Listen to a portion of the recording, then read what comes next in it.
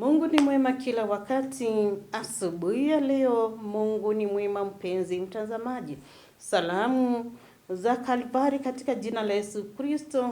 Hali gani, umeamka namna gani? Mahali popote pale unatazama ukiwa. Ninaamini kwamba umeweza na kuamka ukiwa salama, ukiwa unamshukuru Mwenyezi Mungu, maana kuamka kwako katika uso wa dunia, hata kama unaweza kuwa unapitia nini, lakini Mwenyezi Mungu ni mwema, maana ameweza na kukubariki na hiyo neema ya kuwa na uhai katika uso wa dunia. Karibu sana katika kipindi cha Manyunyu ya Baraka, tuzidi na kuogelea ndani ya hayo manyunyu ili tukaweze na kupokea baraka za Mwenyezi Mungu ambazo mtumishi wake Reverend Francis Namo kutoka kanisa la ABC Madinga Uyata Pastoret Machakos Sub Kota yuko hapa tayari kabisa kuweza na kutuletea hizo baraka. Ninaamini kwamba uko tayari kabisa ili ukaweze kuzichota na kuzipokea. Karibu tubarikiwe kwa pamoja. Mtazamaji mpendwa, ningependa kuchukua nafasi hii niweze kukusalimu katika jina la Bwana wetu Yesu Kristo. Ujambo mahali popote ulipo, karibu katika neno la Mungu la asubuhi ya leo. Na kabla hatunjasoma neno, ningekusihi tukaweze kuomba. Tuombe. Tunakushukuru Mungu wetu kwa injili ya upendo wako usio na kifani kwetu. Hakika umetuhifadhi na ukatulinda usiku wote na ukatupa nafasi ya kuwa na uhai siku ya leo. Na kwa sababu tunataka kusoma neno lako, tunaomba Roho Mtakatifu akaweze kutuongoza.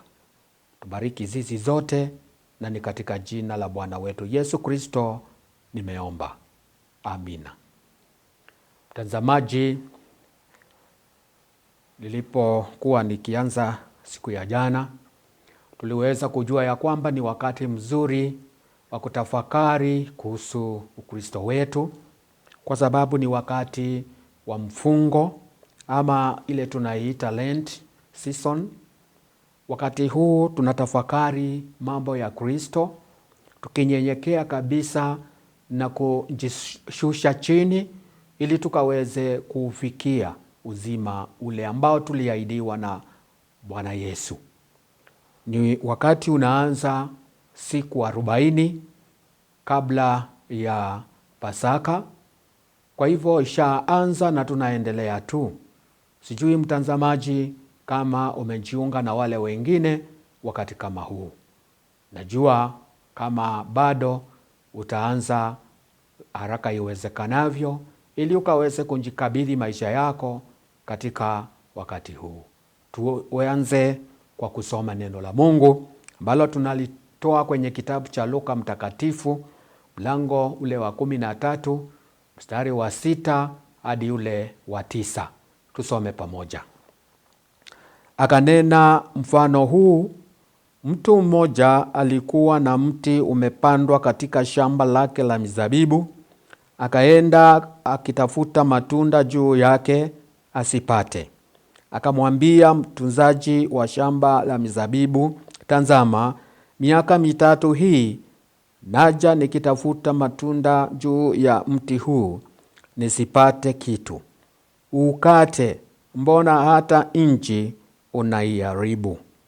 Akajibu akamwambia, Bwana, uache mwaka huu, nao hata niupalilie, niutilie samadi, nao ukizaa matunda baadaye vema, la usipozaa ndipo ukate. Mtazamaji, maneno mazuri na mfano mzuri Yesu aliyoutoa wakati huu kama huu alipokuwa anaelekea Yerusalemu ili siku ya Pasaka ikaweze kukamilika. Mtazamaji, ni fundisho ambalo linaweza kutufundisha mambo mengi. Sisi wakati tulipompokea Yesu Kristo tulipewa kazi ya kufanya wakati huu kama Wakristo. Na Tunapokuwa Wakristo tuna nafasi ya kumtumikia Mungu kwa mambo mengi na kwa njia nyingi. Japokuwa mara nyingi tunaenda kando na mapenzi ya Mungu, tunaanza kufanya mapenzi yetu, tunaacha kufanya maagizo ya Mungu. Lakini wakati huu ninakukumbusha mtazamaji, ni wakati wa kufikiria na kuanza kujirudi, ili tukaweze kurudia na kurejea katika kazi za Bwana. Huu ni mfano Mungu ama Yesu Kristo aliyoutoa wa mti uliopandwa vizuri na ukamea, akitarajia kupata matunda, lakini alipofika pale hakupata hata tunda hata moja. Hivyo ndivyo ilivyo kwetu wa Kristo. Wakati tulimjua Kristo, alitarajia, akitazama, anaona sisi tumezaa matunda mazuri ya kiroho, lakini mara nyingi tunashindwa. Hii inatuonyesha ijapokuwa tunashindwa, bado Mungu anatuvumilia. Usife moyo, usijaribu kuchoka. Kunao wakati wa kuamka na kujirudi na kuanza kumtumikia Mungu. Wakati huu tunapoendelea na mfungo wetu, ni wakati wa kufikiria, ni wapi nishaenda kando na mapenzi ya Mungu. Mambo hayo yote ambayo yamekubaliwa na Kristo na akanikabidhi niweze kufanya na kumtumikia, je, ninayo mazao ya kiroho ama nishaacha njia na nikapotea, nikaenda na njia zangu? Mtazamaji, huu ndio wakati tunapotafakari neno la Mungu, tunapoanguka miguuni pa Bwana, tunafaa kujiuliza maswali. Mpaka hapo, tangu nilipoupokea wokovu, nimemzalia Mungu tunda gani? Ni jambo gani ambalo siku ya leo Kristo akilitazama anaweza kusema, kunalo tunda kwa mtu huyu ama yule? Jitie moyo, jitie nguvu, angalia nyuma. Je, wewe umekuwa ukitenda mambo gani? Umemzalia Mungu nini? Kwa sababu ndio wakati tukitazama na kufikiria upendo wa Mungu usio na kifani kwetu, kwa kutupa mwanawe Yesu Kristo ili akaweze kufa kwa ajili ya maisha yetu. Upendo wa ajabu. Kwa hivyo hata kama hujatimiza malengo ya Mungu, bado kuna nafasi. Mungu anataka tuendelee, ametupa nafasi nyingine ili tukaweze kuendelea na kufikiria na tuzae matunda mazuri. Usingojee wakati wako uishe ili uweze kuwa kama ule mti ambao mwenyewe alisema utakatwa usipozaa matunda. Mzalie Mungu matunda mema, matunda ya kiroho, matunda ya upendo, matunda ya kutia bidii kwenye kazi ya Mungu, kwa sababu Mungu anatuvumilia hata wakati tunaenda kando na mapenzi yake. Unapotubu makosa yako, unapojihoji katika maisha yako, angalia upande ule wa kumtumikia Mungu. Je, umefanya nini kufikia hapo? Ama unatarajia kumtumikia Mungu kwa njia gani? Wakati huu ni mzuri wa kuamua. Amua, uangalie, kwa sababu mimi nishakuwa Mkristo, na tena Mkristo ambaye amekomaa. Nitachukua nafasi ingine tena, nizidi kuendelea mbele, ning'ang'ane ili niweze kumzalia Mungu matunda mema. Hayo ndiyo mapenzi ya Mungu kwa kutupa uhai wa siku ya leo. Si kwa ajili ya yale mambo ambayo yamejaa tunayoyatenda kila wakati. Hapana, nafasi ya Mungu ni ya kumtumikia. Wewe kama Mkristo, uko na jambo gani ambalo unaweza kujivunia siku ya leo? Useme, wow, nimetenda hiki, najua Mungu anafurahia. Ama ninapanga kutenda hile na lile, ili Mungu aweze kunitia nguvu na kunikubali. Mtazamaji, ni wakati wa kujihoji. Ni wakati wa kunyenyekea. Ni wakati wa kutafakari. Ni wakati wa kujitoa mwanga. Ni wakati wa kujitoa maisha yetu. Tunyenyekee kwenye kiti cha enzi, mtazamaji. Tukiangalia jinsi ambavyo tunavyoenenda. Tunaenenda kwa njia zetu, ama tunaenenda katika njia za upotofu, ama tunaenda katika njia ambazo Kristo ameziweka kwa Wakristo tuwe tunazipitia. Ni wakati mzuri ujue ya kwamba tukiwa Wakristo kunahitajika matunda. Na matunda ni bidii ya Wakristo kutenda na kumtumikia Mungu. Mungu ametupa nafasi. Nafasi hii kuna watu wameikosa. Kuna wale ambao walikuwa wanatarajia kupata wakati huu wa Lenti ama huu wa mfungo, lakini Mungu hakuwapa nafasi. Sisi kama huo mkuyu ama huo mti tumepewa nafasi mara tena. Jiulize, hii nafasi nitaiharibu ama nitairekebisha, ili nisiwe mtu wa kupotea, niwe mtu ambaye anaweza kuhesabiwa haki.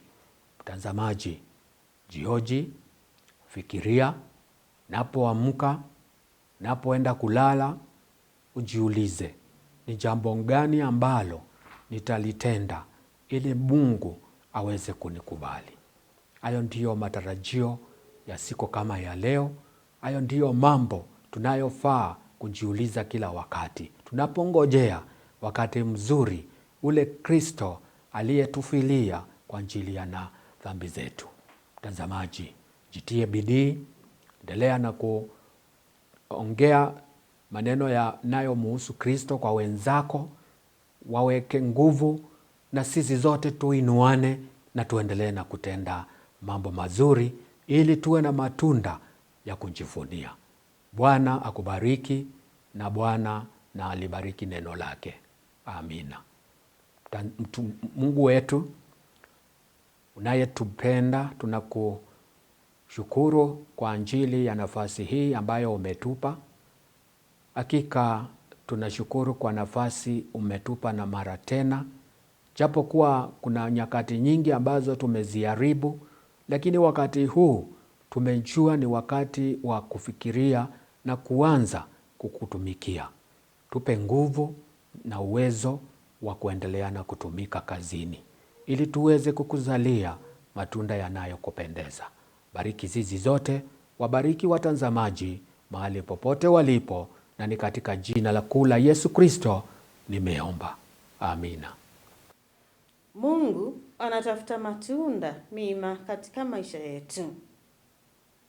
Kama ule mfano ambao tumeweza na kusomewa katika Biblia na tukaweza na kufundishwa kutoka kwake. Tumeweza na kujua kwamba sio tu kuishi ama kuwa na imani. Hayo yote yanafaa. Lakini la mno ni kwamba Mungu ama Mwenyezi Mungu anataka kuona matendo mema. Imani yetu ikaandamana na matendo mema. Sio tu kutoa ushuhuda na kuonekana uko pale kanisani, lakini imani yetu ikaandamana na matendo. Haya matendo ndio matunda. Tunazaa namna gani? Maana Mwenyezi Mungu anahitaji kuona matunda katika maisha yetu. Uvumilivu wa Mwenyezi Mungu. Mungu hutupea wakati. Mungu hutuvumilia sana.